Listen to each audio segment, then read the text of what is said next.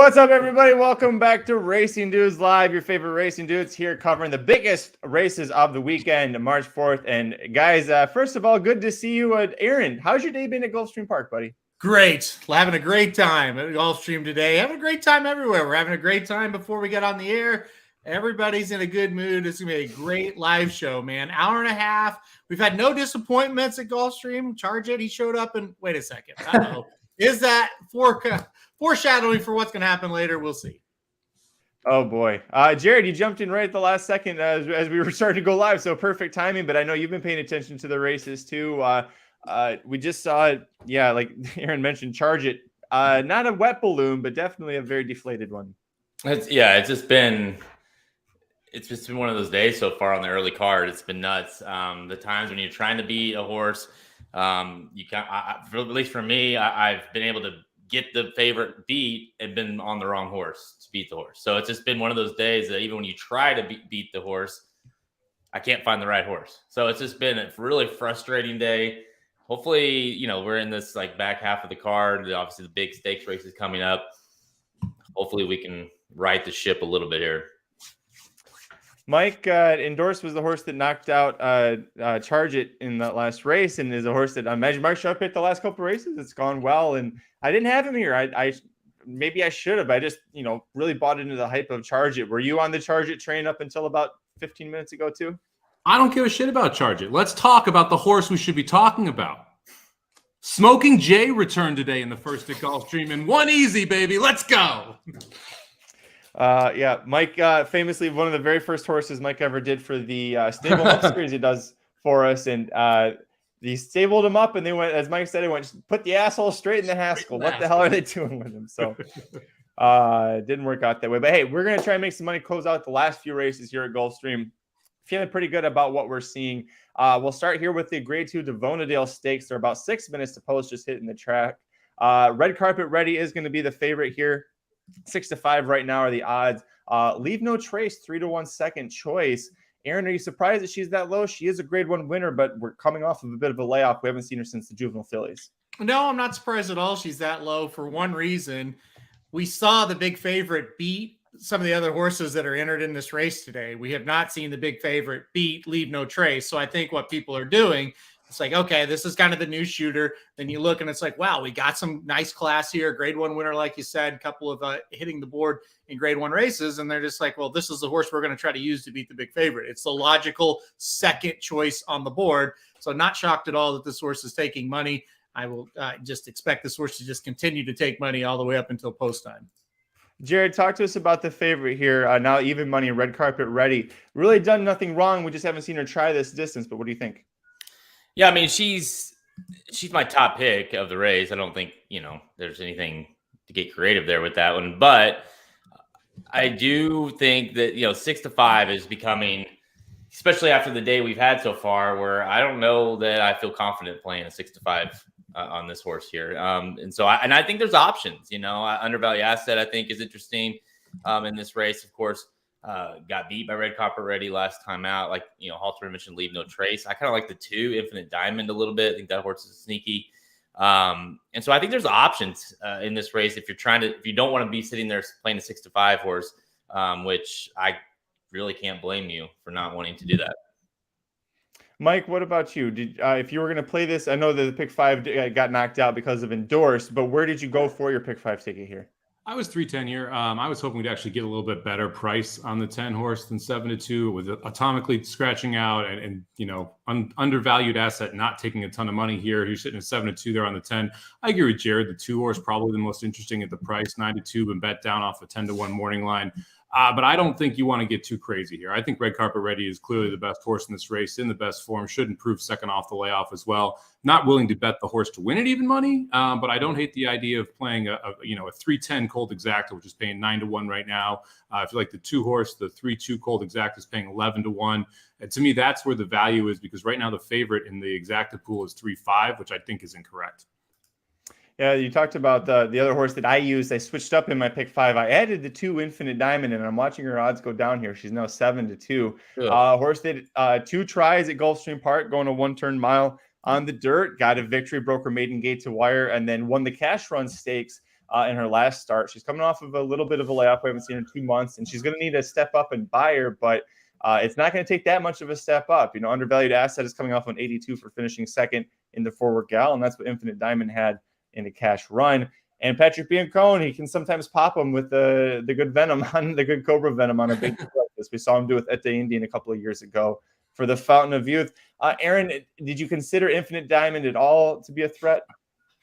We got to be the most honest people in horse racing. There's no question about that. Just throw that out there, just plain as day, like you're just reading a past performance line or something. Look, yeah, I did like the 2 in fourth. I don't know how good that horse is overall. I didn't want to use the horse in second.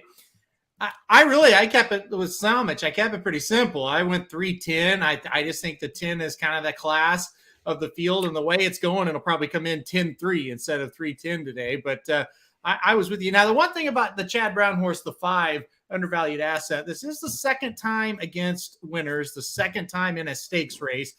The stretch out, the longer, the better maybe for this horse. I think longer, the better when it's a 1-turn mile instead of like 7 furlongs.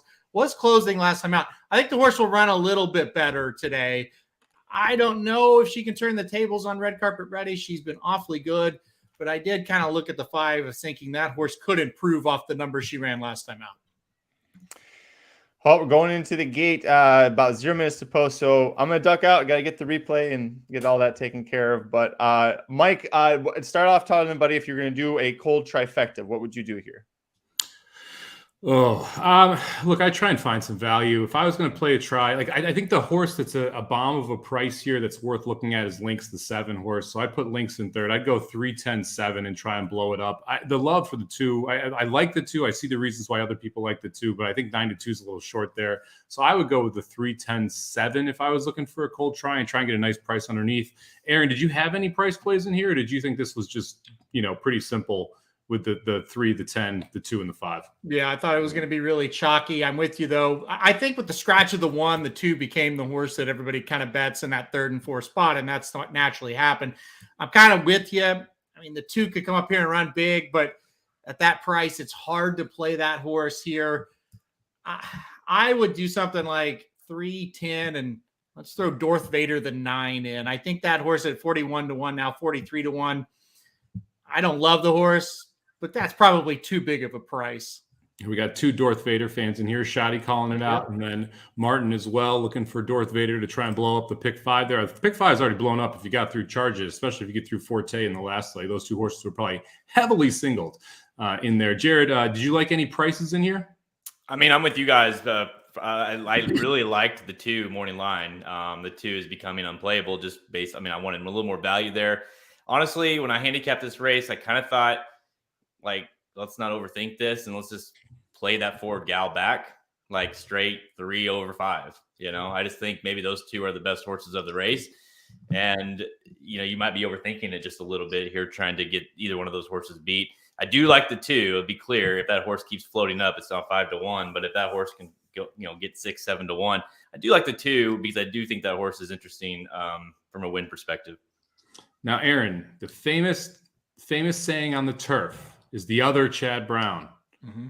The other Chad Brown is sitting on the board at 25-1. And the 5 horse, the first Chad Brown, I guess, is 3-1 here. Does Guns and Graces have any chance? And if not, why is she here? It's a good question. Why is she here? Rosario has already teamed up with Chad to win a race today. Very nicely bred horse, gun runner horse out of our Empire Maker mare. Those numbers are very low.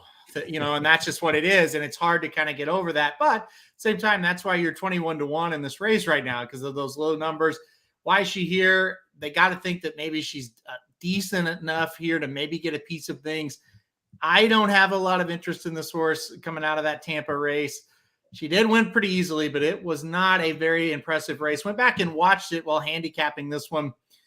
It kind of looked like what the number came back like. It wasn't much. I just couldn't get aboard the 6 in this one.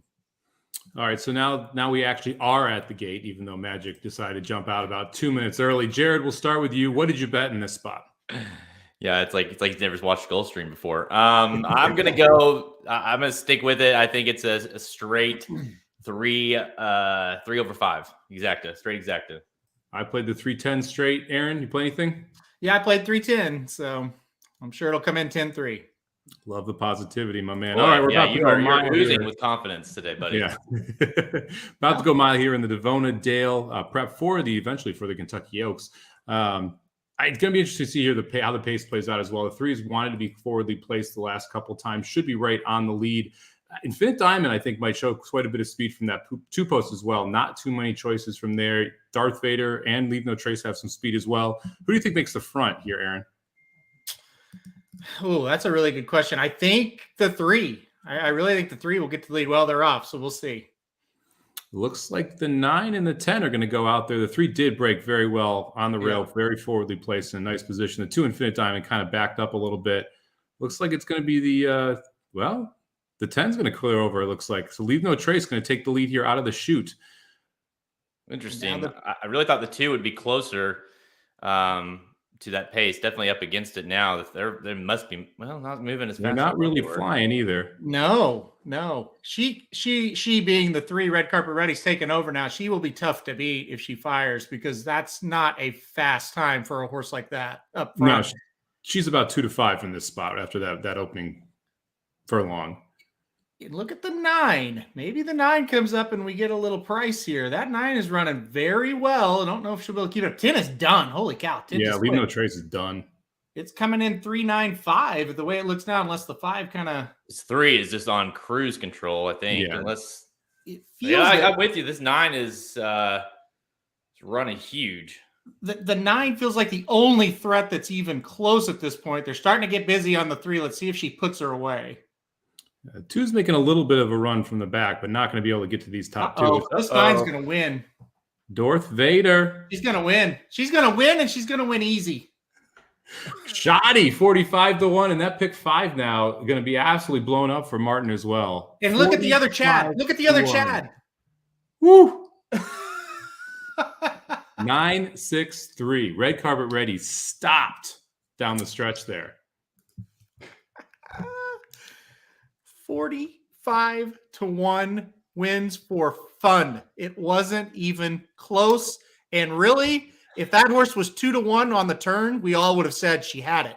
But we thought because she was 45 to 1 and the favorite was ahead of her, she'd get put away.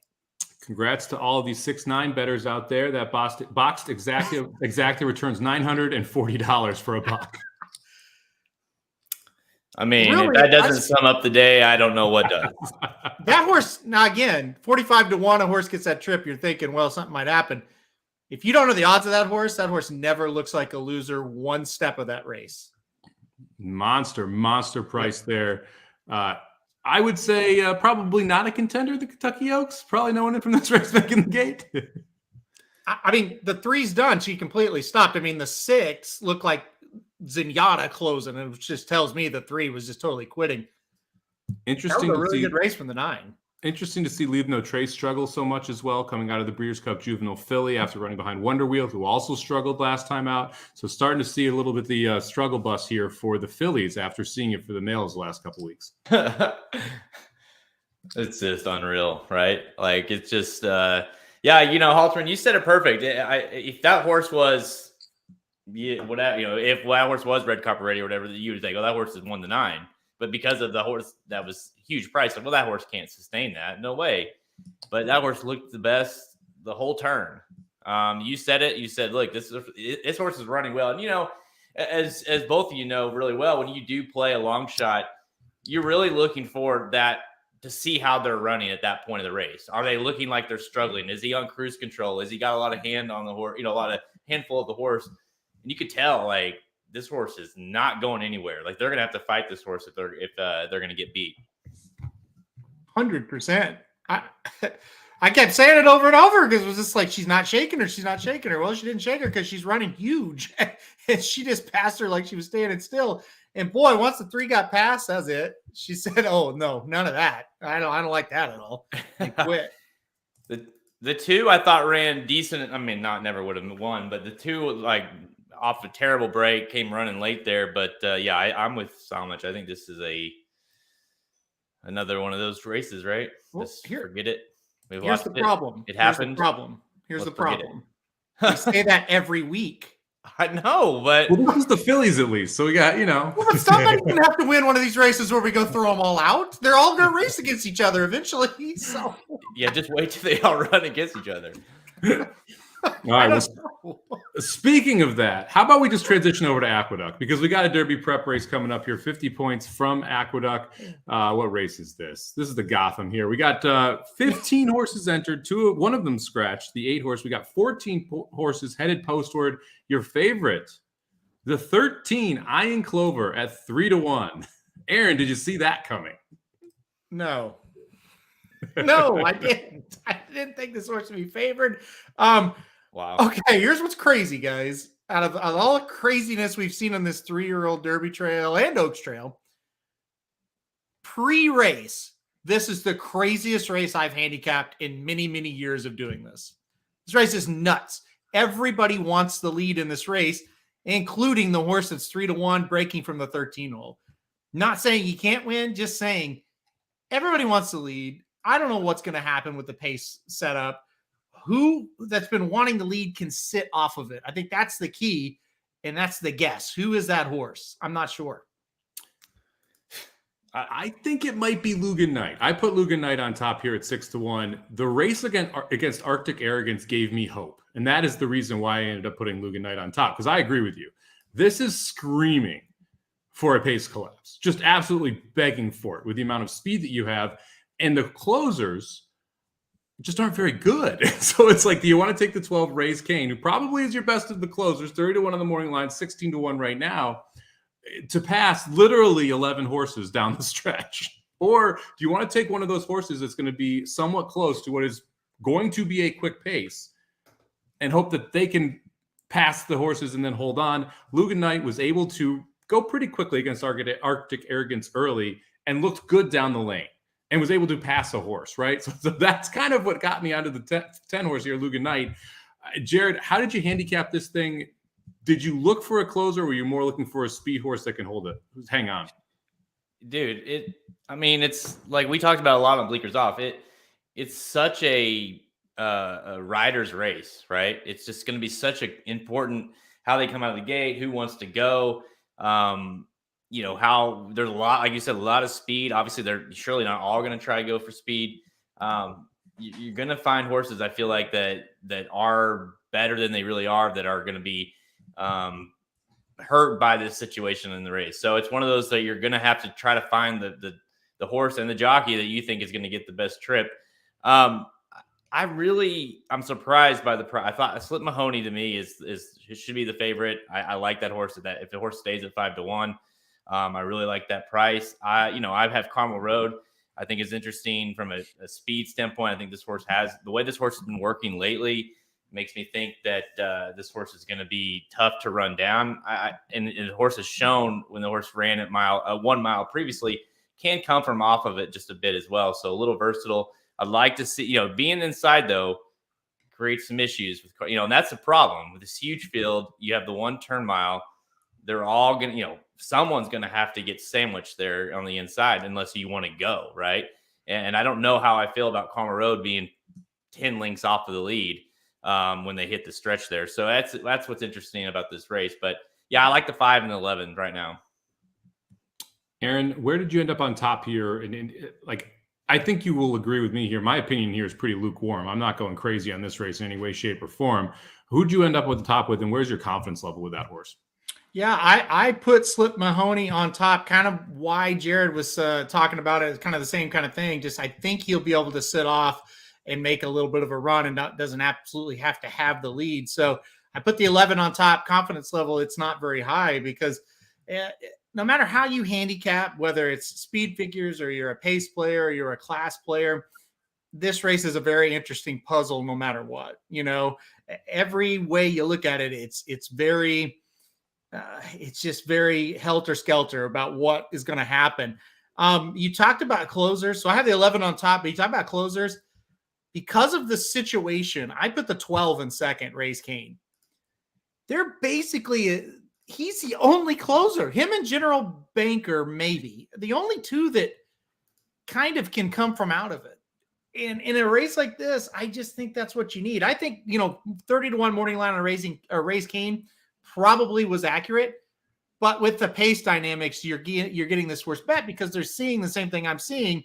Hey, he's not great, but if they all are falling apart late, he will come pick up the pieces.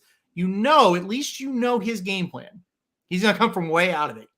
These other ones, we're just guessing that Slip Mahoney might sit off of it. We just are guessing that, Luke and Knight might be able to sit a little bit further off than normal, which we could be right about that, hopefully. But Raise Cane, we do know exactly what he's going to do in this race. Now, we've joked about General Banker a couple times. You and I, Aaron, on these live streams. Yeah. Loves to run third. This another spot where you could kind of pencil him in for that third or fourth spot at 25-1? Yep. Yeah, I mentioned that horse is like, I don't like him really, but it seems like he makes a lot of sense in this race because he always runs third. So, yeah, by the way, what he's going to do? You see that 95-40 for Darth Vader.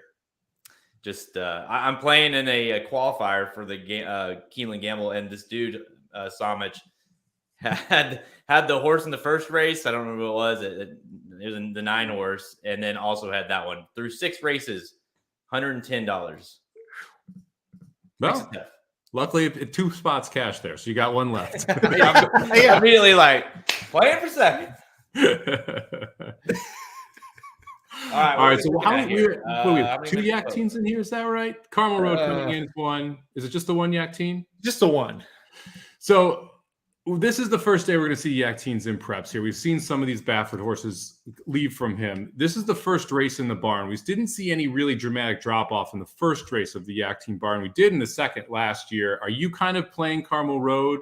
We'll start with you, Aaron, as a Baffert horse here, or are you looking him as a yak teen horse at this point? Yeah, I actually read an article today or kind of heard, I don't know if it's an article or just kind of an update. These horses are still in the Baffert barn. Basically what they did, they just changed the webbing where now it says yak teen. And like the yak teen employees are like coming across the street and taking care of them, but they haven't even changed barns per se. They're in the same spots they were, basically. They just sectioned off a little part of the Baffert barn that's now yak teen. I wouldn't worry about it like you did last year. Because remember last year, he had to give up all the horses because he had a suspension. This year, Baffert's still there. He's still at the track. This is Baffert through and through. This is yak teen in name only without any doubt. It's a quote unquote, paper trainer, like it's yak teen's just on the paper as that. And honestly, and even more so to your question, Somich, first time out, I definitely have no worry about that. If you want to go there down the road, maybe you like if the horse, say it gets to the Kentucky Derby, but we saw it with Reincarnate last week. Ran well, all things considered. And, I didn't make any assumptions that this horse isn't going to be as good because it's not with Bob Baffert. The horse was slow out of the gate and then, got shuffled back. And I don't really necessarily believe that was because he was trained by yak teen on paper. So yeah, with Carmel Road, obviously we'll talk about the San Felipe here in just a second. Those horses don't concern me as not being trained by Bob Baffert. All right, really quickly here. Oh, never mind. We're not going to do that because that's not a stakes race. Or is it? Yeah, the 5th is a stakes over at Santa Anita. So let's talk really quickly about the 5th race over at Santa Anita as they are getting close to the gate. Quattrorel going to be your favorite here in the grade 2 Buena Vista. 5-2 on the board right now. Your second choice is going to be the 4-horse Kitty Katina here. Aaron, I'm just making it hard on Magic since he's not going to be hosting. Aaron, who did you like here on top here at Santa Anita in the 5th? Well, listen, the cat is just whining like crazy behind me. So Kitty Katina has got to be the play here, the hunch play right now for me in this one. Listen, this Santa Anita race I thought was very, very contentious. I thought it was a very good field to be serious for a minute and actually give you the pick. I did pick Kitty Katina on top, but I liked Closing Remarks a lot as well. Those are my top 2 in this spot. I think it's a really intriguing race here on the turf. But I like the price on the 4. Oh, they just switched and now it's 5-2. But anyway, it was 7-2 when I first looked. But anyway, I do like the 4 in this spot quite a bit. And like I said, I'll pair it up with the 1 Closing Remarks. Yeah, Anna Galisa scratching out actually made a pretty big difference in here. Was most likely going to be Lone Speed and try to wire them. Now it's Kitty Katina and School Dance, who are probably going to be forwardly placed. Jared, who did you like in this spot? Do you think this is a chance for a wire job here? I think so. I think it's possible. I did like a couple of those. I like the 4, but I went with the 2. Maybe going to be able to sit maybe a little bit off the pace, but not terribly off. I thought the horse was interesting because it has been running pretty good numbers. Last time out, finally kind of broke through after not winning over here in the United States, but running well pretty much every time. D'Amato and Pierre, obviously team up very well at Santa Anita. So I think this horse is the one for D'Amato that I'm more interested in, especially based on the price. They're close to the same, but if that horse continues to float up at 4-1 currently, I kind of like the 2 Macadamia as a little bit of an upset. So they are off, and Kitty Katina is going to walk out to the front here. Definitely going to be setting the pace. Quattro L, who I liked in this spot, closed into a very slow pace last time, much closer to the pace this time. She needs to get inside to save a little ground here. The 3-horse TikTok Famous looking like she wants to punch up and press the 4 Kitty Katina into the first turn. It looks like they're walking out there, Aaron. Yeah, I feel good about my horse. Where Kitty's at here. It definitely feels like they're going pretty slow, especially for a Santa Anita race. Boy, Kitty really wants to run though. She's tugging, so we'll see. She was very, very even keeled until I started talking. So shut up. Yeah, I don't think she loved TikTok Famous coming to her outside there. Kitty Katina not generally been a speed horse either. Sometimes in these races where you don't have any speed horses, can throw for a loop. And this is a wild ride. It looks like she might be even pulling up now. Ooh, something happened. Yeah. She's being checked out of the race there. So TikTok Famous takes over at the top of the stretch. All right. Well, that changes things here. 2 kind of had to slow down there when the 4 backed up. I don't really know who's going to win this at this point. This is all wild. Quattrell should be tough if she kicks like she did last time. We'll see. The 6 or the 1, I think, is going to be tough. Come on. The 2's trying. 6 is going to get there. Yeah, 6 has got it. Good race from the 2. Yeah, Macadamius ran very well there. Quattrell again able to close into a fast pace. She is just running phenomenally now. Yeah. I mean, she was able to do the exact same thing last time out. All right, we're going to flip over to Aqueduct here. We've got, let's see. 1 minute time. We are at post time here. All right, so wide open race. I like Lugan Knight. 5-1, man. I don't even know if I want to play it at 5-1 right now because of how crazy this race is. I do think the 12's a little interesting at 19-1 if you think this is going to collapse. But I do think Lugan Knight is probably the best horse here. So I'll stick with Lugan Knight at 5-1. I'm shocked that Iron Clover is 7-2 here, first time stretching out. He was in 2 sprints prior to this. Jared, final pick here? I got to stick with my horse. I'm going to go Carmel Road on top. I like the 5, and I do like that 12 underneath. Don't think the horse can win, but might be able to get a piece of this thing. So I'll go 5-12. And Aaron? It's one of those situations. I'm really not confident in this race, but 6-1 on Slip Mahoney. I never dreamed we would get that. So I'm happy with the price. I will bet the horse. I'm not a confident guy when it comes to Slip Mahoney's chances, but I do love the price. I think we got a good enough price to play him here. Why is it not? We got 4 people liking Recruiter here. So Richard chiming in likes the 14 Recruiter. Dan chiming in 10-14 box. Dr. Tang going with the 7-14 here. Shoddy, hot offer, $95 pari-mutuel liking the 14 Recruiter here as well. Jared, did you look at the 14 at all? What do you think the chances are? Not good. No, I didn't necessarily listen. I had to take a stand at some point, and I thought the 14 was interesting if the horse would have drawn a little bit better, but drawn all the way to the outside, going to have to use that speed early on. Obviously, we've already talked about the fact there's a ton more speed. The 13 has speed, who's just the horse's inside, is going to make life more difficult for the 14. I think there's a lot up against the horse, who obviously has to step up just in general anyways. Yeah, the 14 is going to be out forwardly placed as well here. So we'll see if he's able to take on all of the pressure here in this spot that we expect to see. Where's the winner going to come from? Sixth place. Okay. Mid pack. I think it's going to be one of these horses that is able to find a way to pass the slowing horses, but not get passed by the horses coming from way back. Aaron, who is in the lead a quarter or a furlong into this race? I think the 13 or the 14. I think they're the two fastest horse. I think it'll be one of those two will be out in front. And then I would think the 5 would be out there kind of with them. 5, Jared? 13, 14, somewhere. Yeah, I think like it's one of those two just because they have no option but to go out of that spot. Yeah. Oh, I agree. Right, we are about to break from the gate here in the Gotham 50-point Kentucky Derby race. Ooh. Somebody lost a rider. Yeah, someone did not break well. I think it was the 2. Looks like it was the 2, yeah. Yeah. And it is going to be Recruiter who's going to go out and make the lead. Iron Clover looks like, Carmel Road now trying to rush up. 5, 13, 14. That's who's out there. Yep. Let's see. God. I like the spot the 5's in as long as they're not motoring too much, but definitely got out of the gate pretty well. What happened to the 11? Couldn't handle the pace, I guess. Where is the 11? He's 37 lengths behind. Look at this 2 going to come up and win.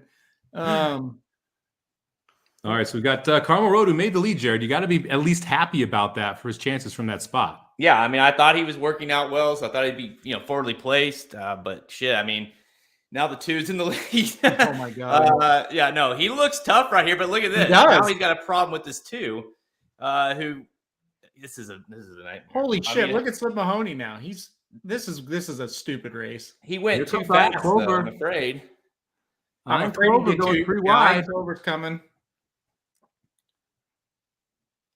Well, they are definitely slowing down up front. They went 111 to the 6 furlongs. Iron Clover takes over the lead here at the top of the stretch. Who's on the outside of Iron Clover? Oh shit! Who is this? Yeah, that's your winner. He's flying. Is that the 12? 12, Race Kane. Race Kane gonna win. Fucking kidding me, Race Kane. wait for it. Is that General Banker in third? Oh please, please, please. 12 something. 12, 11, 6 or 12, 11, 13. One of the two. I think we just hit a fucking huge trifecta. That was the 11 who made up all that ground late. So Slip Mahoney definitely made up all the ground late. The 12 got the win. The 6 and the 13 were in the photo for the show there. Disregard the 2. What did it come in? 11, 12, 13? It's definitely 12, 11. Okay. And then it's 13 and 6 are in a photo. So we have the exacta for sure. And I believe the 13 won the photo. Oh, I pray. Because I just did a huge try if it did. Because the 6 is closing on the outside of the 13 there. The 11 is the horse all the way out to the outside. The 11 definitely gets up. I hate when they focus on the winner like this. Leave it. Don't take it away. Okay. 11. Win. Oh, that's the 6. Well, we'll take the exacta. Yeah, that's a hell of an exacta. Raise Kane able to get the job done from off the pace. Slip Mahoney finishes second. General Baker does what General Banker does and finishes. How do you not have General Banker in third, Aaron? I don't know. I screwed it up. God damn it. That is that's a nightmare of a race. I'm not shocked at all because he was the only one that could close in the race. They go. And guess what? The horse that missed the break and was 30 million lengths behind got second. You know why? Because they all quit. Yeah, he's crazy. And they go 45 to the half and do a mile in 1:38. Iron Clover, you dick. God. I mean, Iron Clover was the only one who was up front that stayed there. Everyone else just backed out like crazy. Iron Clover tried to hold on for third, but not quite able to there. All right, so I tell you what, I was very happy to see Carmel Road on the lead until I saw the fraction, and I thought, he went too fast. And I don't know if it's one of those things that I think a lot of these jockeys, like we talked about in the opening, where you have to make that decision. Well, their decision was with these horses that have speed to get out there. Well, to get out in that position, now the horse is flying, right? And you just burn up, and it unfolded just like we were afraid it might happen with Raise Cane. So 23-1, Raise Cane in the Kentucky Derby, folks. Just add it to the list. Top 10, Alterman. He's in the top 10. Honestly, I don't mind Raise Cane in the Kentucky Derby. I would much rather have Raise Cane than a sprinter, because at least then we're not going to cook the pace in the Derby, right? I'm so mad at myself right now. Oh, You could have that super. Just slot that 3, it's that 6 and 3rd. You know what's going to happen every time. I know. Screwed it up. I was smart enough to get the 12 in the exact and try and not the 6 in the try. Oh, that would have been an epic one, but doesn't matter. I'm still pretty happy. Listen, we knew coming in this race would be terrible. I mean, it is what it is, right? And we know now that it's terrible. This was a fun one. That was fun. It was fun. There was no Forte in here to be upset when they didn't run well, right? Like, this is just a fun race of a bunch of horses that probably shouldn't be in a Kentucky Derby prep, but for some reason, Aqueduct has a 2-turn prep, followed by a 1-turn prep, followed by a 2-turn prep, which creates shit like this. Hey, congratulations to you and me, Somich, for getting 5 points for having a horse that ran in that race. Hey, take a quick guess without looking. I don't know. Maybe you guys have looked. Guess who the favorite? 21 minutes to post with San Felipe. Who's the favorite? Guess. Go Rocket Ride. You already looked, didn't you? No, it's just it's common. It's over Hijazi. Oh yeah, 2-1 versus 3-1. Go Rocket Ride. 4-1 on Skinner. Getting bet down there. 4-1 on Practical Move. Yeah, 21 minutes to post. Lots of hype on the 8 here. Yeah, I mean, we'll talk about that in a second, but let's go to the most important race of the day here before we do that. Let's head back to Gulfstream Park. We've got another graded stakes going on. Wait, Jared, one more question. Did you use the 12 in your tournaments? Yes, I did. I thought you might be happy about that because I was pretty sure you did. All right, we've got the 1 3/8 Mac Daramida, $200,000 grade 2 race going on the turf here. I love the 6 Bema's Boy, who's now 11-1 off a 20-1 morning line, especially after Bond scratches, because Bema's Boy is going to take this field gate to wire, isn't he, Aaron? I mean, I used him, but it does that comment doesn't matter when you're like 1 out of 5 in the pick 5. But I did use him. I thought about him for a minute. I do think he's going to get the trip you want for this race. I do think Maker going long on the turf makes total sense, but. No, I did not put the horse on top. Jared? I used the 6 on top in the tournament for the exact reason that you just said. I just think the horse is going to try to go gate to wire here. I liked Highest Honors. I thought that horse is interesting. My top pick in the guide and like my top kind of just from a general handicapping standpoint is number 2, Masterpiece. I thought that horse now is Safi Joseph. Ran sneak a little bit better than maybe on the form looked in the Pegasus World Cup last time. Now obviously gets another start here. I think this horse is interesting at a price. 5-2. Well, 5-2 now. Never mind. Yeah, Masterpiece taking all the money here down to 5-2 as your favorite. Current second choice on the rail. Highest Honors at 7-2. Aaron, who did you like on top here? Yeah, I went Masterpiece as well. Just kind of felt like last time out was getting ready to run a little bit bigger race than what he was going to run and just kind of got him in behind horses. Still only got beat about 3 lengths. So it wasn't too, concerning for me. Thought he ran a pretty good race. I'll just take the Safi Joseph runner, as Magic would say, as he's been suspended 15 days, by the way. But we'll see. We'll see what he can do here. A little bit cleaner trip. I think he gets the job done. I think he's going to come running. I know that. I'm pretty confident in that. I don't love the 3-1, but it's not completely awful either. We've got Martin in the chat here live to the 2, 4, 5, 6, 9, 10, 12, and 13 into Forte for what's going to be a hell of a pick 5. So good luck, Martin. 8 horses. Hopefully you can get one of those horses home for you. Value engineering, I thought was interesting here. The 10 horse, one of the 3 makers in this field. I know Magic liked value engineering quite a bit, but he's not on here, so he can't explain why. Jared, did you look at value engineering at all? Yeah, I do. I do think that horse at this price at 9-2 is not bad, really. I thought last time out ran well enough. Red Knight obviously is a very good horse. Not in this race here. One race prior to that.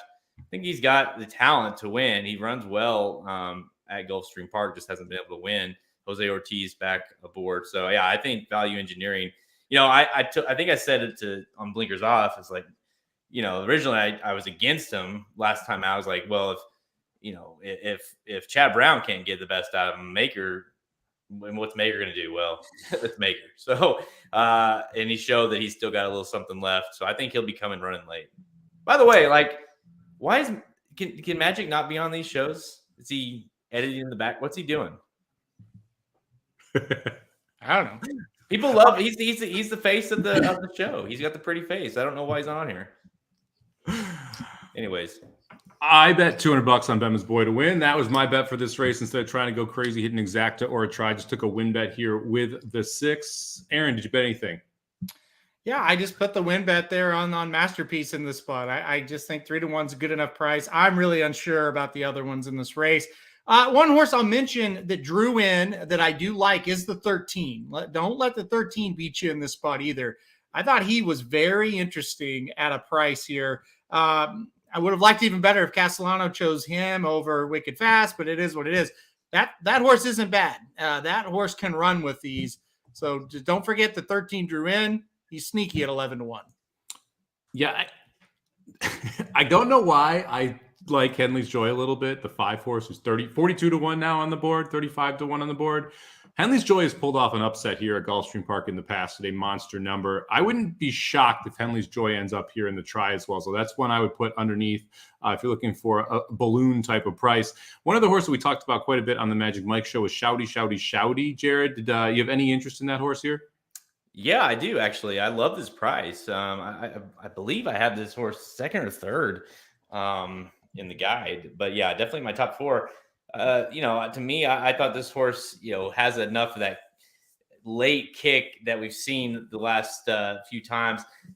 Likes this distance, which I think is helpful.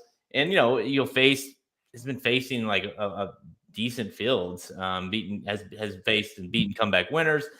Last 2 were kind of the 1-2 back was not good, but the McKnight again, kind of like value engineering. I think that horse is right there with the rest of these in terms of having a shot. And 29-1, especially when value engineering is 5-1, I think is a huge overlay. All right, top 3s. I'm going 6, 7, 2. I do think the 5's a little interesting underneath in the try and the super. Aaron, who's your top 3? Top 3. Let me get to Gulfstream here. I'm going to go with 2, 1. And I think 1 is a horse you can key in like that second and third spot. And then I'm going to go 10. I'm with you guys. Value engineering. Jared, top 3? 2. I'll go 2, 10, 6. I do think the 9 is interesting as well.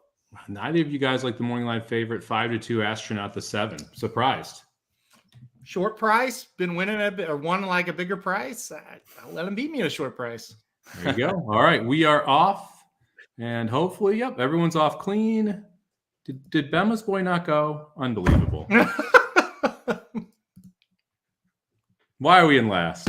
What are we doing back here? Come on, Vasquez. Why are we in last? Unbelievable. I hope the 6 wins off completely different tactics than you thought. Well, this is the definition of completely different tactics. Dead last, about 15 lengths back. Value proposition, it's 70-1, is going to get an easy lead into the first turn and try them take them gate to wire. It's an ex-Chad Brown horse here. We think value proposition can hold on here, Aaron? Yeah, I think so. Why not? Why not? I love that answer. Yeah, why the hell not? Yeah, this is. There have been some interesting ones. I will say this: I did think My Lady was going to be forwardly placed as well, and she came from dead last to be able to win earlier today. So maybe we'll have another one here. We'll pull up Martin's horses here. He's looking for someone to pass the 3. He's got the 2, 4, 5, 6, 9, 10, 12, and 13.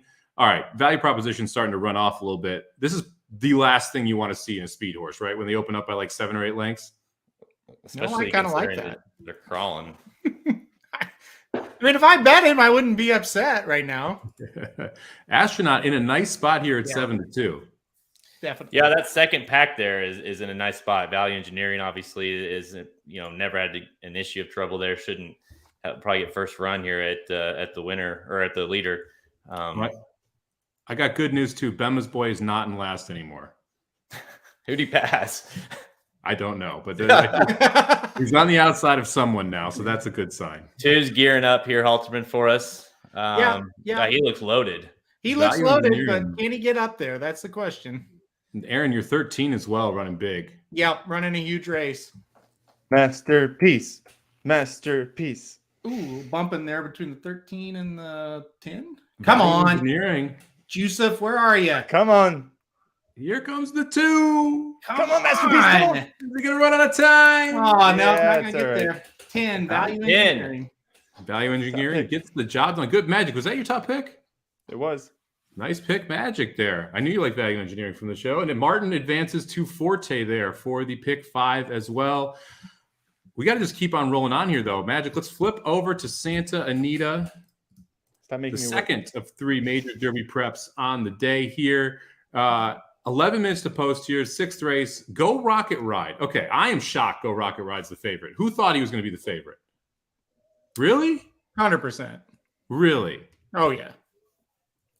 I kind of want to bet a Jazzy at 3-1. Yes. I thought a agree with Jazzy that. would be like 7-5 after National Treasure scratched.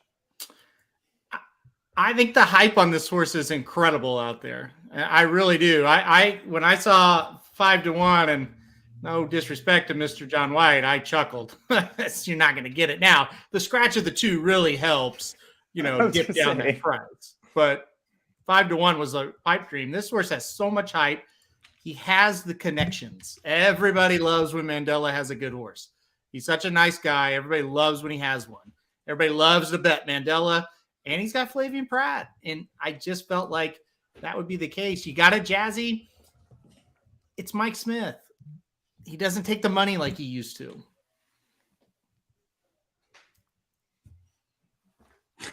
Couldn't have said any better myself, Aaron. He doesn't take the money like he used to. But he is, like, everything I've heard from Santa Anita, I've heard this from like 6 people now, is that Hijazi's a different horse than he was at 2. That they came back with like a monster first stars 3, grown out, filled out, needed the time, blah, blah, blah, blah, blah. Magic, have you heard anything about Hijazi from that perspective there? Or what are you thinking?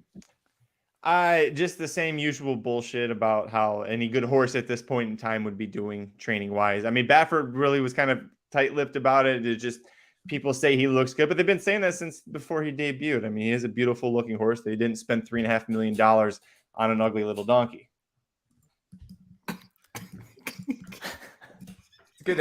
It's good to have you back on the show, Magic. You asked for me back. To be fair, you did. Yeah, you know what?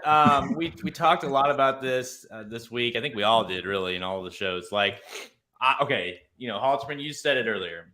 The Gotham, it was what we thought it was. Okay, check that off the list. Boom. Right. Now we have this race, and then we're gonna have Forte real quick after this.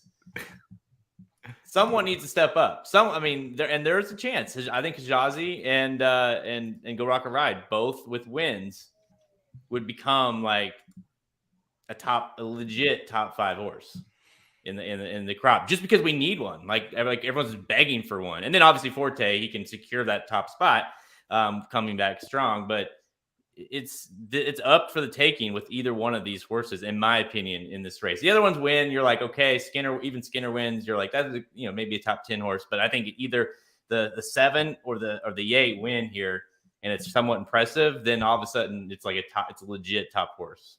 Yeah. No, and I agree with the chat. It's so much fun these days and these races because we're all on pins and needles. We've got, obviously you got bets in these specific races, and that's fun, but it means so much more for what you're going to do down the road as well. And you're right that the San Felipe definitely has that feeling of somebody might run big. Maybe Hijazi is a new horse and we see a 5-length win. Maybe Go Rocket Ride is that horse that's going to live up to the hype, and we see a 4 or 5 lengths win, and then we get really, really excited about it. So that's why we're here, and that's the thing. The flip side of it, and I have to bring it up, we've had these setups the last 3 or 4 weeks where it's here comes the next big horse, and the next big horse is nowhere to be found when they hit the wire. So that's the other aspect of it that has you worried. We've got a horse that is a favorite that's had one race at 6 furlongs and now is going to a mile and a quarter Kentucky Derby prep race. It's dicey that horse is going to be able to do it. You're dead on. The one nice part about this race, though, is at least we have multiple horses that we can get excited about in here, right? Yes. I mean, I think that if, like, I don't love the 3 Practical Move, but if the Practical Move runs a big race, all of a sudden there's a lot of talk about Practical Move. If Hijazi does it, a ton of talk about Hijazi. Skinner, another one where if he can replicate that last race, all of a sudden shoots way up the board. That's what makes this specific race fun to me, is that I could make a case that if 4 or 5 horses run big here, they're going to be top 5 Kentucky Derby contenders. And this is generally a race that does produce some pretty good Kentucky Derby contenders as well. Yeah. I mean, every year it seems to, maybe not every year, but most years it does produce really nice horses. You know, I'll never forget when McKenzie and Bolt d'Oro ran this race, how much fun that was and how big of a battle that was. So it's a big one. I mean, these races are the preps to the big preps for each of these local tracks. So yeah, you got to get your big time horses that got to run here. That's why it is disappointing. Like a Cave Rock wasn't ready in time for a race like this. This is where, as we'll see in a minute, the Fortes of the world will come back, you know? So I'm expecting a really nice performance here. Now I can expect all I want. We'll see if it actually happens. Who's the horse that pisses you off the most that wins this thing? Is it Chase to Chaos, Fort Bragg, someone like that, Mr. Fisk? I guess probably Practical Move for me, just because it's like I don't know what you learn if he wins, other than the rest of these aren't very good. That's probably the right answer, because we kind of know he's one of the ones where we think at least we know what he is. But if he wins and it's not like a run off the street, I improved a whole lot. It's just I am that horse that I thought, everybody thought I was. It's like, oh shit. You know? Bluegrass Go-Go is it's the one. Chase the Chaos or Bluegrass Go-Go. If either one of those horses win, it's God, before, it's a maiden. Yeah, a maiden winning this race with all of these ex-Bafferts in it. No, a maiden or a Golden Gate shipper is pure chaos. You guys mentioned it. The winners of this race, Forbidden Kingdom, obviously was a huge hyped horse going into it for Mandel, romped, but Life is Good, of course, got injured. Authentic, Bolt d'Oro, mentioned that matchup, unbelievable. Mastery, Dortmund, Dancing Candy, California Chrome, Creative Cause, Sydney's Candy, Pioneer of the Nile. Like, it's a legit race. It's one of those preps that, especially what it looks like right now, that you can almost guarantee that these are going to have something to say down the road in the Derby. Yep, 100%. And if it doesn't, it's just another big disappointment, and that's where we're at. You got to say if right now. A lot of times these big preps, you're pretty confident you'll see something, but we just keep seeing nothing. And so now it's like, I don't know. Let them prove it to me. New favorite, 5-2, slight edge to Go Rocket Ride now over Hijazi at 5-2, according to the track feed. What do you think they actually go off at? I personally think Hijazi has to be the favorite. I understand why the Go Rocket Ride is taking money based on the connections and what you're talking about, Aaron. But Hijazi is by far the most proven horse in my mind once we scratch out National Treasure, right? Yeah, I mean, he has the most races against horses that have been good, and he's been within range of them. So I would agree. I think Practical Move is probably the most established, but Hijazi's probably faced better horses than Practical Move. So if we look at the doubles and the pick threes, Hijazi is going to go off as a significant favorite over Go Rocket Ride. Your second choice is going to be Skinner. No way. Almost. Wow. So the double is paying $29.60 to Hijazi, $33.20 to Skinner. Third place is the 8-horse Go Rocket Ride at $44.20. The pick threes are $17.40 to Hijazi, $20.55 to Skinner, and $28.85 to Go Rocket Ride. So Skinner is going to be taking some late money here if the Will Pays are telling us the truth. That's fascinating to me. Huh. Wow. I kind of feel like you can make a case for a lot of these, I guess, but I definitely feel like with the 8, he's an all or nothing type play. He's either going to win this thing like for fun, or it's going to be off the, he's going to be off the screen the other way. I think it's an all or nothing for him. It feels very Forbidden Kingdom-ish, to be honest with you. It's funny that you mentioned that horse, and that's the kind of how it feels here, where Forbidden Kingdom was able to clear and just run them off their feet. Well, it feels like if Go Rocket Ride can clear, he's got a shot at doing that same thing. If he doesn't, he's probably not hitting the board, right? Yeah, no, I totally think you will know midway through this race if he's going to have any chance whatsoever, right? And what's interesting is the two horses we like the most is the 7 and the 8, and both seemingly, especially if you look at the 7's last race, really quick on the front end. And so you kind of wonder if those two are they going to go at it? You know, you saw it with Go Rocket Ride on debut, the Baffert horse that tried to go to the half speed and go against him, had no chance. Is it going to be another case where Go Rocket Ride has to go against another, formerly Baffert horse and try to outduel him early in the race as well? So it'd be interesting to see the tactics that Mike Smith and Pratt kind of do early in this race.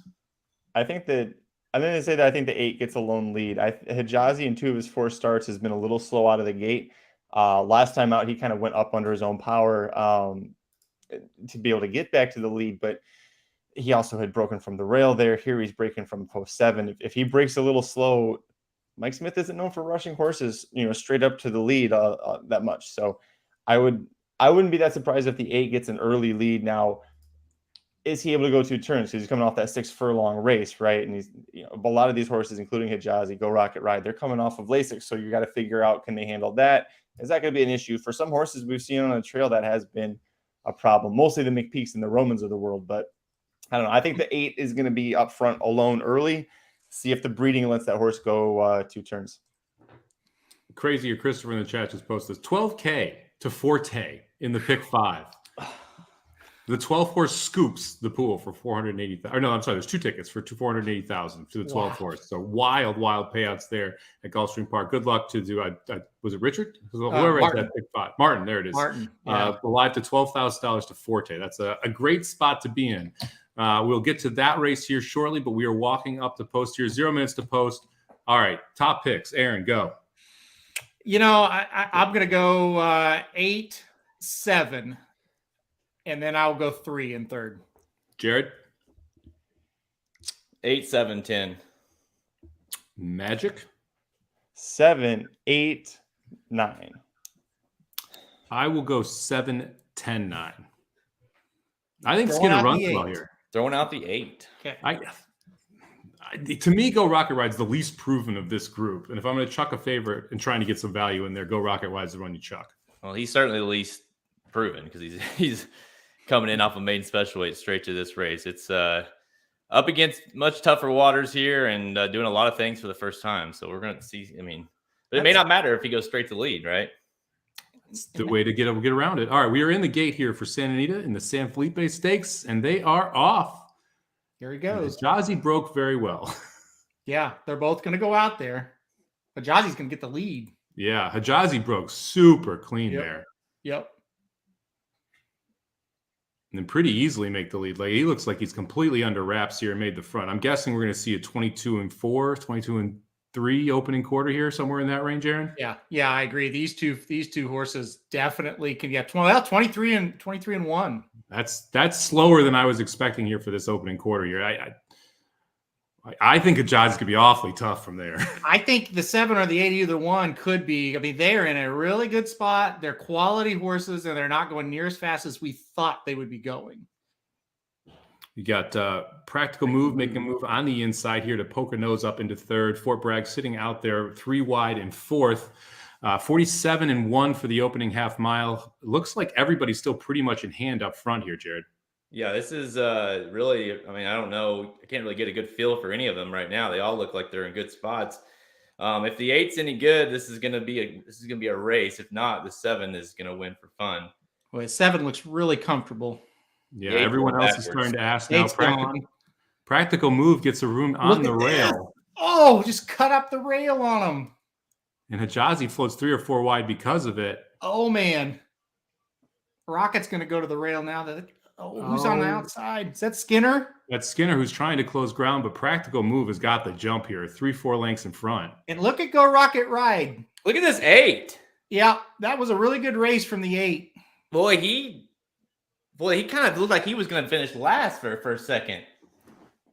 He dropped down on that rail and found new life. He ran okay. Yeah, that's a all things considered, that's a nice effort. But man, here we are, guys. What did we say? The 3. I mean, I did anyway. It's like it just kind of feels like what. Good for Practical Joke, man. That horse did not usually get a 2-turn horse, and Practical Move now back-to-back races, going 2 turns and getting the job done. Okay, he ran pretty well. That was actually a good race. No. And he saved he got a perfect trip. Perfect. Yeah, congratulations, Shotty. You got that horse on the team. I hadn't seen that horse since winning Los Alpha Charity, but yeah, it came back, looked really good. You know, we joked about this on Magic Mike, on Blinkers Off, that, you know, like maybe Yak team's got all these horses, and maybe it's the original Yak team that just beats them all, and that's exactly what happened. I don't want anything to do with the Jazzy after this. No, horse I thought that horse might win going away. Yep. Skinner, I don't know. I don't know. I mean, I'm kind of baffled a little bit. I saw some people in the chat saying the 7 cut off the 8, and that's kind of why he looked like he was done. I'll have to watch that again because I didn't see that personally. But if he did, if there might be some logic behind really, you know, as far as him being moved forward in that race. I think he ran a nice race. The 8 did. If that's the case. Give me the 8 back next time for sure. Give me the 10, maybe. Give me the 3. I don't want anybody else. This is gonna be one I'm gonna want to watch back. I mean, I'm the Hijazi thing's over. That was just you have to win from there. You have to win from there if you're gonna do it. Practical Move, I think it's gonna be interesting to see. Like, I think you nailed it. The trip was perfect, but they went pretty good here. I mean, 111, 135, 142. They're doing 12-second furlongs the whole way through this race. I mean, that to me is the best performance we've seen in a while on this Derby trail. Yeah, I'm with you. I thought it was good. And like, he got an easy trip, a clean trip. He got up the rail, but boy, he did that all his own. You look over at the jockey, he's just standing straight up, waiting for it, you know? So I didn't think I'd say it, but I think I moved him up quite a bit after that race. And I know, Jared, we were on the same page. I didn't really want him to win as far as, hey, there's big horses coming out of this, but he ran a little better than I thought he would. Well, and to your point, you said also when we were talking about that, you're like, unless he really looks good, and then you're a little bit more on the other side of it. And I think you're right. I mean, I thought, and I would be, what did they run that in? What was the final time? 142 flat. I mean, I might get a pretty decent number off of that race, just how fast they were going early too. Maybe not the worst horse, right? Ran a nice race, obviously at Los Al, proved it again here. And I do just think really when you look at it, it's like it's a little bit of both, maybe. Like he's the best of a obviously maybe we ranked this field a little bit better than it was. So I mean, he's better than Fort Bragg, he's better than Hijazi. He's better than Skinner, all these horses that kind of are getting some hype. He's better than Go Rocket Ride right now, although Go Rocket Ride might be interesting moving forward. We'll see what they do next, but I definitely think he's the best of the bunch out there, not counting Arabian Night, and he just proved it. It's going to be interesting too, because the pedigree talk is going to come out big time with this horse. I mean, I mentioned Practical Moves around 2-turn struggle, Practical Moves Practical Jokes at around 2-turn struggle, a Practical Joke getting 1.25 miles in the Derby is going to be a big conversation point here as Practical Move moves up a lot of people's Kentucky Derby list. I know you agree with me on this too. Once you see him run for a while, though, it kind of that kind of goes away. I didn't see a horse struggling at all today. No. Now, huge difference between 1.16 miles, 1.8 miles, 1.25 miles. Totally acknowledge that, but the way he finished up today, not 100% worried about it. Now, 1.8 miles may tell us a different thing, though. Yeah, it's going to be interesting seeing him continue to stretch out. All right, we are just 9 minutes away from that was the appetizer. It's time for the main course here. We've got Forte coming up, currently sitting on the board at a robust 1-5. Jared, you want to bet Forte 1-5? I don't. I get why he's 1-5 though. I kind of expected that. But do I want to play him at that? No. I kind of tweeted this out a little bit ago, but even more so now, it's like, for the love of God, please come back strong, Forte. Please, like, give me something to get excited about for these Derby horses, because I think we're all just kind of longing for.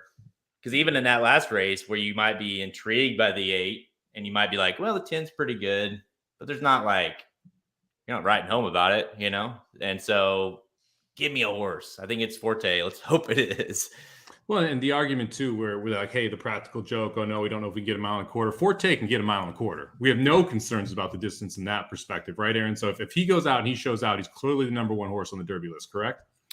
Yeah, I mean, we saw a really good performance there by Practical Move, but it's Forte's right now. I mean, if he comes out and he runs really well, he's going to be a strong number 1 going into the last round of preps. And Practical Move, very, very impressive, but if we see what we think we're supposed to see out of Forte, then we're going to be pretty happy with him being number 1 at this point. And you guys are right. I mean, he just stands out over this group. To me, I really believe his best competitor is the 6 Blazing Sevens. He's just beating him, plain and simple. He's beating him very easily. If I think he's the second best horse in the race, then Forte really needs to win, and there's really not a ton of excuses for him. Jared, if you were going, let's say Forte does not show up here, who wins this race? Boy, that's the $1 million question, right? If you're making me pick a horse, as far as second or a horse that could upset, obviously I thought General Jim was a horse that could do it. Scratched out of the race. Blazing Sevens is also off the same, layoff as Forte. So to me, the price isn't terrible on him. It's off that 7-2 at 8-1. Mage is interesting. Cycle of Mischief, Rocket Can probably, I guess. Just I don't love that horse, but maybe you could just say, well, maybe he's just is kind of like a true horse. We know what he is, and if Forte doesn't fire, maybe he's the one. But honestly, I don't like. I would rather play Cycle of Mischief than I would rather play Mage at 6-1. Even and Blazing Sevens to me is becoming into that territory of horses I want to play in this race if he stays at 8-1, just based off the price.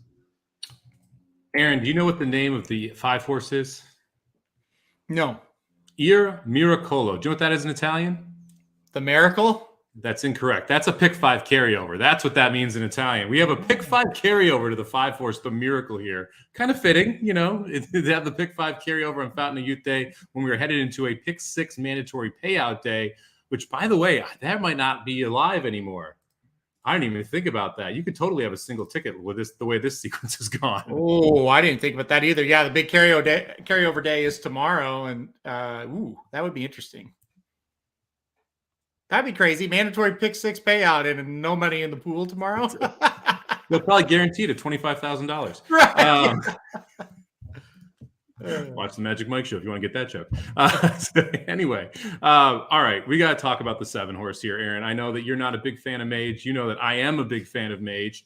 The 6-1 price is a little better than you thought. Does 6-1 get you interested, or would you still rather take someone like the 6 Blazing Sevens or the 8 Rocket Can, even after we saw a nice performance there from Go Rocket Ride? I just don't know in what world the 7 should be shorter than the 6. That's where I'm at. It's not that I hate Mage. I hate the price for this specific race for Mage. That's where I'm at with it. I'm acknowledging the horse has a little bit of talent. 5-1 now, I cannot do it. Plain and simple, cannot do it at that price. If he goes gate to wire and wins at 5-1, you guys can have it, because I just feel like that's too short for a horse coming off of a maiden. We saw Go Rocket Ride. He couldn't win, and he wasn't facing Forte. I just don't think 5-1 is enough to play Mage. Now, Jared, Aaron mentioned what makes Mage interesting. Clear lone speed here, right? Yeah. Mage is going to the lead, going to the front. We're going a mile and 16th at Gulfstream, first finish line.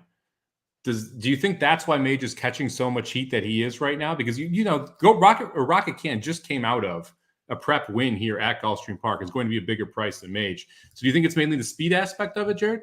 Yeah, I think it's more of like Well, speed obviously is a key part to that, but I think it's also a little bit of the unknown as well, right? Just kind of similar to what we saw with Go Rocket Ride, where it's like, yeah, we kind of know what some of these horses are, but Mage, like, we don't know. That horse looked really good on debut, was flashy, was fast. Now he enters this field.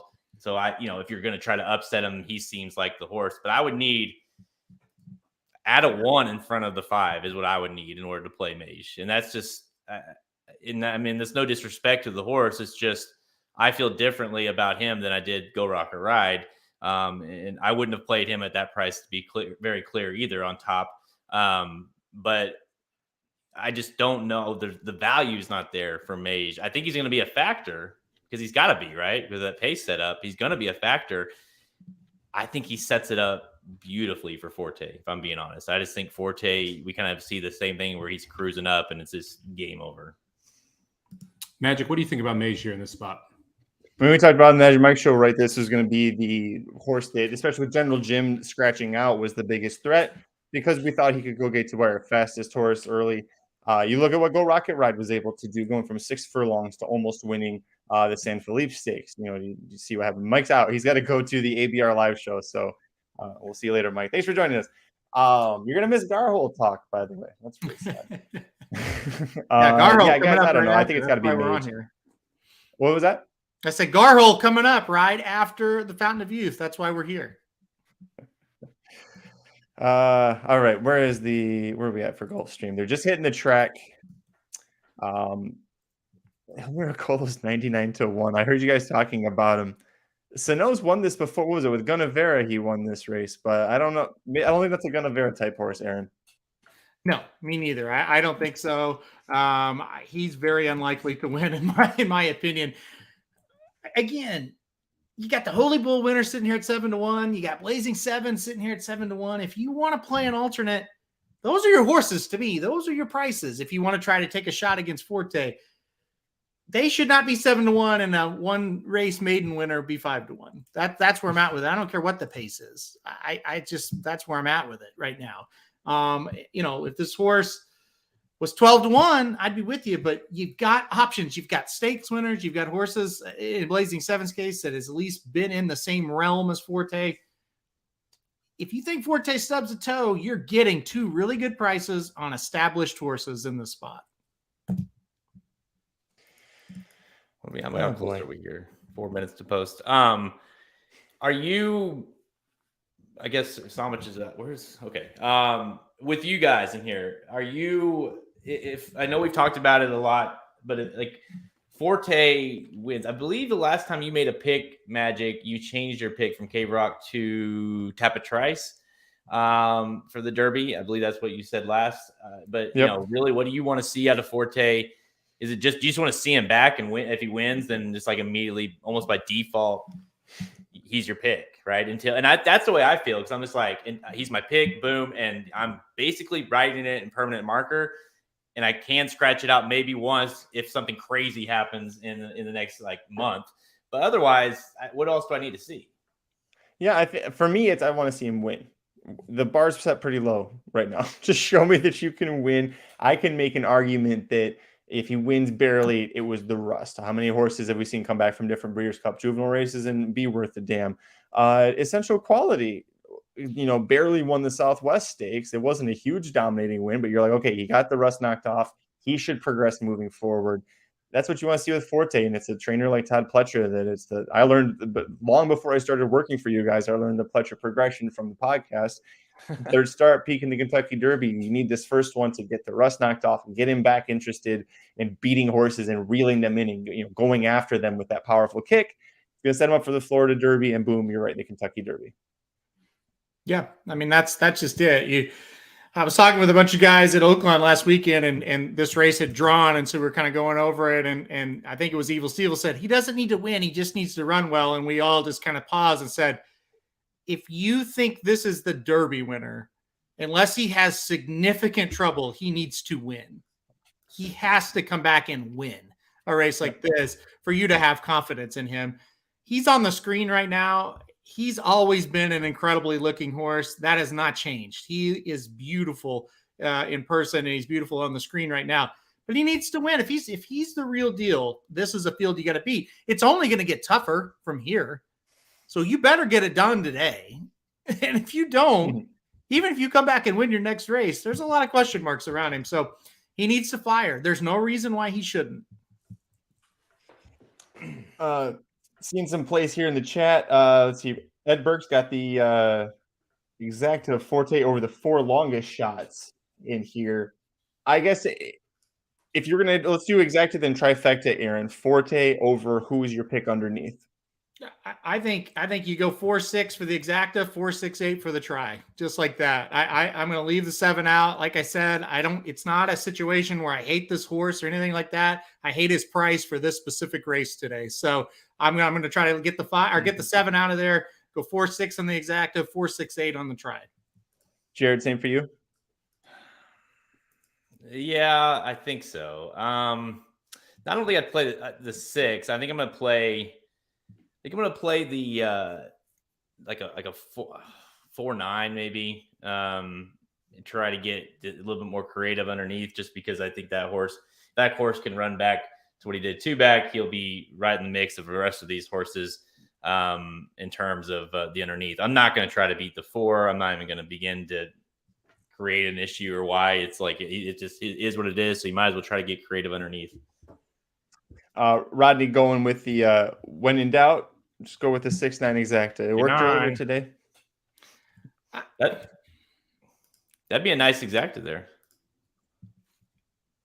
Listen, if you're going to play the 9, it's today and not last time. Like last time he was 6-5. You really probably should. I'm not going to go that far, but today at 16-1, that's when the 9 becomes slightly interesting. Maybe he can rebound and run a little bit better. If you're going to play him underneath, I think it does make a little bit of sense. From this outside post, I think they'll just try to keep him out of trouble and just kind of give him a wideish trip and hope he's good enough. He can't run worse. So today's the day, right? He's 16-1. At least you're getting the price you want on him. Shadi hoping that lightning strikes for a 3rd time today. She got Darth Vader home at a huge price. Got practical move to win the San Felipe, and now she's using her TVG money back special on the 2 Legacy Isle at 60-1. I'm not going to poo-poo her. She's been pretty lucky so far. There's worse horses to use at 60-1 is what I'll say. I don't agree with this one even as much as the Darth Vader one, where I kind of mentioned like him, put him in, or like her, put her in 3rd. Legacy Isle, I just don't think he's this type at this distance. But the horse probably shouldn't be 59-1, especially when Mage is 5-1. If you wanted a head-to-head, I think Legacy Isle will beat Mage. You want to bet a bottle of tequila on it? No. Sorry, that was the inner mic in me. Not with you. I'm really excited to see him back on the track. You know, we haven't seen. The last time we talked about this horse, we were at the Breeders' Cup, and we've been waiting. Obviously, Cave Rock's not going to make a return, at least for the Derby Trail. We've been waiting so long for a horse to come back should be seemingly the best of the best. And so it's just good to see him on the track. And man, he could do a lot of good by coming out and winning this thing and just kind of riding the ship just a little bit, you know? For sure. Oh, absolutely. Let me ask you guys this. Chad Brown with Blazing Sevens. Everybody and their brother has known that Forte's coming to this race, right? For months. Well, for a couple months. Chad Brown decides to run him here, Blazing Sevens. To me, that exudes confidence that he thinks that horse is going to run pretty well. Did you guys see it like that, or am I just making something out of nothing there? I think it's a little bit. I looked at it more like, we're like, he's obviously a stakes horse, and where else are you going to run him? I guess you could have ran him at Tampa or something, but he obviously runs his horses here. I don't necessarily think, and plus, there's no issue with getting second in a 50-point race either. I think it more than anything, you look at it like, okay, this is his first race back, and that's all we're calling it, is his first race back. He's gotten 4th in the juvenile, so he has some points. A second place effort gets him right in the ball game, and obviously we're hopefully getting one more start prior to the Derby, and everything should be all systems go. So you don't need to win here if you're blazing sevens. You just need to run well. Yeah, and I think my kind of thought on that was, boy, he would have looked good today in the Gotham. So, Yeah. as a kind of a closer coming from off the pace. So well, based off of today, I'm sure he would have found a way to lose. True. Well, don't forget, Chad Brown lost this race with the Breeders' Cup Juvenile winner coming back in his first start. Good Magic was third. So he knows a horse can be slow to come back from the Juvenile. And this is a good spot, I think, to almost test where he's supposed to be. If he runs well here, you bring him back for the Florida Derby. If he needed a race or he's not a Forte's caliber, you ship his ass to Keeneland. You know that Chad Brown loves to do that as well. Did that horse just get loose? I see a jockey walking around. Yeah, there's a horse loose. I'm not sure who it is. But a jockey's off. I think they caught. Oh, it's the 5. This is the 5. Okay. Well, Just scratch him. yeah, it's, no big deal. Oh, they got him. They've got him. Yeah. Well, that 10 looks pretty on the screen there. Well, he does. You don't think so? Okay. All right. Well, Looks like a horse, Aaron. here we go. They're in the gate. Shut up, Magic. All right. Here we go. Let's see what happens, boys. Well, Mage isn't going to the front. Did he miss? Yeah. Yep. Um, Good spot good for break Forte. for Forte. He's in behind a lot of horses, but he's okay usually with that. He's only behind a couple of them there. That's a good spot for him. Yeah, pocket trip. Now look who's on the lead. The 9. Cyclone. Boy, Rocket Can's got a now. A horse that obviously everyone was high on never sniffed the lead last time out in the Holy Bull, and of course ran backwards from there. So obviously things are a little different today. Can someone tell Rocket Can he doesn't always have to run 3 wide around both turns in a prep race? It's okay to save some ground. I don't think he'd pay attention even if you told him. I don't know. He's way up there too. That's odd. The 9 might not be very good, but he's got no excuses from here. So this will be the ultimate. Forte's got perfect position. He's Rocket very Can will good get or first not. run and just swoop around him. Forte's got some major traffic issues. No, he doesn't. Well, he still might. He's inside. Come on, Rocket. What are we gonna do? What's the decision? Are we gonna take him out? Guys, this 9 is 4 wide. is You got to danger. go 4 wide. The 9 is danger here. See if Here Forte he comes. opens. The old. If this 9's got anything left, he's gonna have to fight off. Oh, here we go. Look out! Look out! Okay, Forte's got it. Let's hold that 9 up for second for Jared here for his exacta. Come on! No, Rocket's got it. Well, it's gonna be Rocket Can. Good All race. right, for Hand it Rocket to Can. Mage. Finishing 4th like that was not a terrible effort for him, considering he definitely didn't get a good break and was way behind, didn't get the lead. Forte's back. Everything's okay. Everybody can breathe. It's okay. That was It's going to be okay. That's what you hope to see right there, right? That was nice. That was really nice. Were you guys like me? Like even on the turn, you were like, "Oh God, I don't know if he's going to do it or not," because you've seen so many kind of quit the last few weeks. Man, I honestly, hang on a second. I need to take a breath because I was holding my breath that whole race. Yeah. You need to take a breath. What about our buddy Martin? Yeah, Your horse ran okay. Cyclone Mischief ran much better, obviously, than he did last time out. He's somewhere in between, I would say, but I don't know that you really want anything out of this race other than the beast-like horse on that one on the front end there, or the one that finished first, Forte. He's a beast. Listen, I don't know. I don't know who's going to beat him. I've yet to see anything close that's going to beat him other than maybe Arabian Night, and he might be made of glass. So I don't know who's going to beat Forte. I think he's beatable, Someone will get loose. but I don't know. I don't know if anybody can beat him in this crop. That's where I'm at with it. He's number 1 for me right now. if somebody can step up, I think we can beat him. But as far as what we've seen so far, that's better than anything we see. That reminded me a little bit of Tiz the Law Magic when he was down here winning races.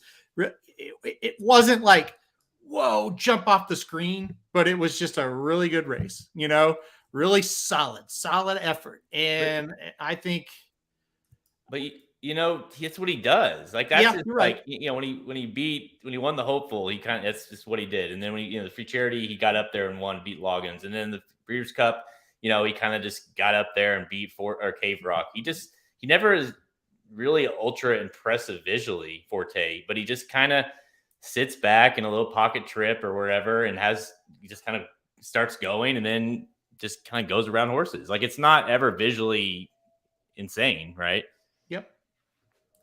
No, you're right. Aaron, you did a great job giving out the exacta. You said if you were going to play an exacta here, one of them you said to use was Forte, and it came in there with 8-1 exacta. David Barista says, "Yeah, Rocket Can coming in second." And like I said, listen, if you play the 6, play the 8, like those are the two. You don't want Mage at that price. And I'm with you. Like Mage probably ran a lot better than I thought he would, to be completely honest. But it was not a proven horse. It is really, really tough to go from a maiden to these races. It's almost impossible unless you are Justified. And you know what? Even Justified didn't go straight from a maiden to this race. Taba is the only one I can think of that was able to do a leap like that, and killed him. What happened, right? It killed him for 6 months after, though. That is a tough thing to do. Just really tough. Well, we saw it twice today with Mage and Go Rocket Ride, two horses that had visually impressive debuts and then went straight to stakes and ran well, but just weren't quite there yet, Yep. And that's like you said. Like I think there's a lot to be said considering the crop we have. A lot to be said about that kind of performance, meaning they tried, they didn't quit, they ran their race, they were against winners for the first time. So there's a lot to be said about that. But at the end of the day, they're not, like you said, Halterman, they're not Taba, they're not Justified, they're not that like freaky horse that can go and do that and kind of rattle off a huge win off the main special weight. So they are what they are. I think they're good. I think you throw in both Mage and Go Rocket Ride right behind with the rest of them, right? I just don't. They're not just right there. I think it's Forte. Obviously, if Tappet Trice comes back next week and runs well in Tampa Bay Derby, I think he's right there, right behind Forte. Todd Fletcher, man. If he can get that win next week, he's got two really good horses heading to the Derby. Yep. Yeah, he definitely does. And that'll be interesting to see next week. The Tampa Bay Derby does Tappet Trice come back and kind of run a similar race to that. Can they be 1-2? That's kind of where we're at. It's a weird feeling because we haven't had this kind of performance, and it's like it's nice to have one and have a horse you thought would run really well and ran really well. And now it's just, can he keep progressing and who, if anybody, jumps up and challenges him? Man, I wish Cycle Mischief would have held on for second. The exacta, man. Yeah, he ran his butt off today. Great bounce back for Cyclone Mischief today. Got the trip he wanted. By the way, Magic, Garhole at Oaklawn making the turn up 3. Looks like he's going to win another stakes. So Garhole at Oaklawn. Good for the Garhole. Yeah, there you go. But yeah, Cyclone Mischief ran good. If he doesn't win or finish second with that trip, what trip is it going to take? Or is it just going to take a totally different field or a weak field? I'm not sure, but he'll go to another prep. So, give him that. Yeah. Well, that's the last thing, that's the last and what, thing. He's 4-1. That's the last thing he wanted was he run well enough where his trainers he could have got last. He probably would have been in the Florida Derby. So, he definitely is going to keep running him in these stakes races. So definitely, like I said earlier, I think he's a good, right between what we saw on debut or on that when he broke his that allowance race and the terrible performance we saw last out. Can I bring 4 out of 5 for the pick 5 pays $150. Oh, nice. There you go. Christopher Maiello says, not to be a Debbie Downer, are we sure it was that great? No, I'm not. To be completely fair, I've seen better performances, but I haven't this year. That's where it's at. I mean, I guess I don't know. I don't know what you were expecting, Christopher. To me, that was exactly what I was hoping to see. I mean, we haven't seen the horse since November. You really just needed to come back and win, and he did it in open links under wraps. So I don't know what really you wanted to see. Is it an all-world 1/20? No, but I don't think anybody wanted to see that or thought you should see that there. So I mean, I think the bigger thing was the upside was much lower than the downside was, right, for him running this race. Like you said, like, oh, he won, great. If he loses, the world's ending, and now we have no good 3-year-old. You know what I mean? So there was definitely more downside for him to lose versus winning the race. I think. Go ahead. Sorry, go ahead, Aaron. Well, I'll say what Special Golden Kitten just wrote, I agree with. 1x4 geared down off 4 months. I mean, it's what you wanted to see. It wasn't the Derby is a slam dunk completely over type effort, but it was exactly what you wanted to see. I am willing to say that it was much more impressive than anything we've seen so far. And that's really all that matters, right? He doesn't have to listen. We've said it. You don't have to be Justified. You don't have to be American Pharaoh. I don't think you have to be Nyquist. You just have to be a good version of Forte, and you can win. I think we saw a really good version of Forte today. A race he should probably move forward off of. I don't think it's great. I'm not like jaw dropping when Life is Good won the San Felipe, and I said don't even bother. It's over. He's more talented than everybody else. Of course, he got hurt. It's not that kind of performance, but it was really good. I mean, for this crop, I don't think it needs to be much better than what it was today, even. Well, I think you said everything perfectly, and the stretches are going to continue getting longer for him too. So if you liked how he was running, how he was finishing the Florida Derby, they're going to finish at the true finish line. Here they stopped at the 16th pole. Where you get to the Kentucky Derby, Churchill Downs is a much longer stretch in Gulfstream Park. So if you like his running style and you thought, well, that was okay, but I wanted to see him win by more, he would have won by more if they just would let him keep running. There was a lot more distance still.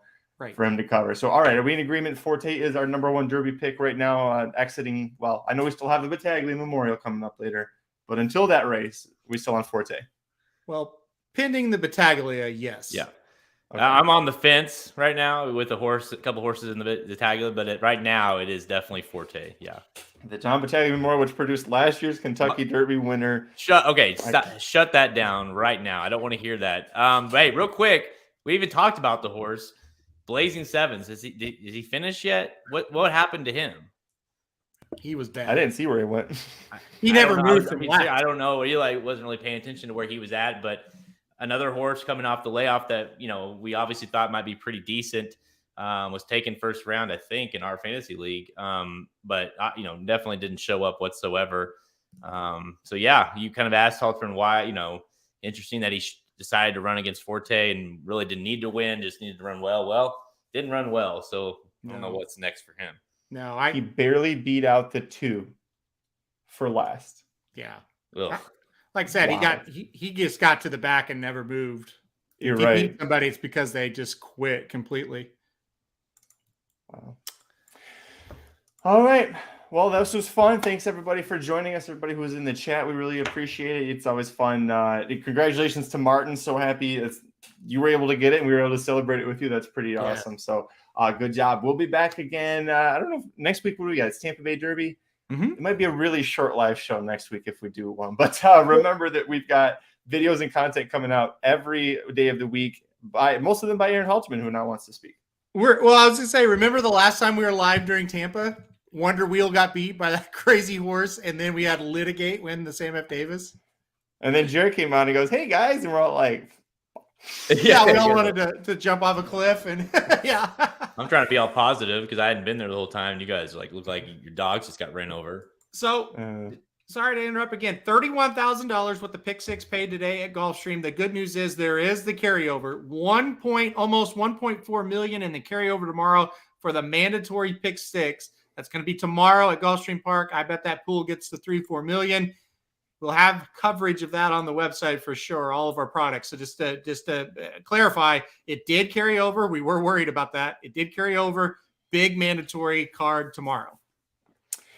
And then we'll have, let's see, every Monday we have Aaron's Kentucky Derby top 5. So I know some of you are asking where Practical Move is going to fall. We're going to let the dust settle a little bit. Aaron will have a new top 5.